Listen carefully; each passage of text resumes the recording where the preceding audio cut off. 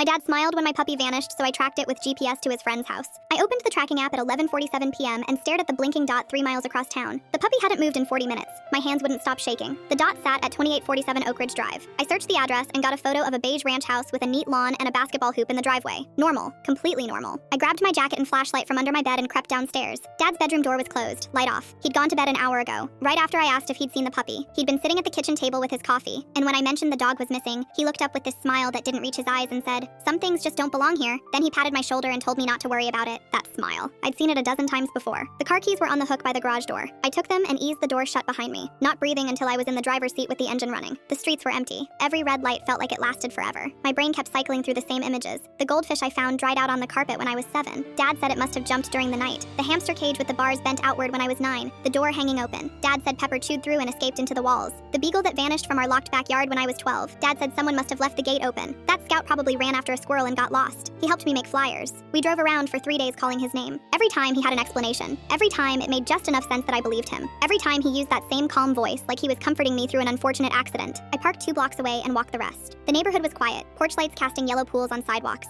The beige ranch house had a single light on above the front door. I checked the app again. The dot pulsed from somewhere behind the house. I cut through the neighbor's yard and found a gap in the fence. My dad had mentioned this guy once, maybe twice. Called him an old buddy from work when I asked who he was talking to on the phone. I tried to remember the name and couldn't. The backyard had a patio with a rusted grill, a garden bed full of weeds, and a shed near the back fence. The dot on my phone was coming from somewhere near the fence line. I clicked on the flashlight and swept it across the yard. The beam caught something reflective near a tree. I walked closer, grass wet against my sneakers, and the shape came into focus. The puppy was chained to the trunk. He lifted his head when he saw me, tail wagging, and let out a soft whine. There was a metal bowl filled with kibble and a folded blanket spread out beneath him. The chain was new, thick links that gleamed in the flashlight beam. Someone had clipped it to the collar I'd bought 3 days ago at the pet store. He looked healthy, well-fed, like someone had been taking care of him. I knelt down and he licked my face, tail going wild. My hands were shaking so hard I could barely unclip the chain. I unclipped the chain and lifted the puppy into my arms. He squirmed and licked my neck, tail still going. The metal bowl tipped over and kibble scattered across the blanket. The back door opened. I dropped behind the tree, one hand clamped over the puppy's muzzle. He wriggled but stayed quiet. A man stepped onto the patio, older, maybe mid-50s, wearing a flannel bathrobe and slippers. He had a cigarette between his fingers and moved like someone who'd just woken up to check a noise. He stood there for a moment, scanning the yard, then walked toward the tree. I pressed myself flat against the trunk, pulse hammering in my ears. The puppy's warm breath puffed against my palm. The man stopped 3 feet away. He crouched down and picked up the empty chain, holding it up to catch the porch light. He turned it over in his hands, frowning, then looked at the scattered kibble. "Huh," he said quietly. He stood there for another 10 seconds, shook his head and walked back inside. The door clicked shut. Full story on my channel below.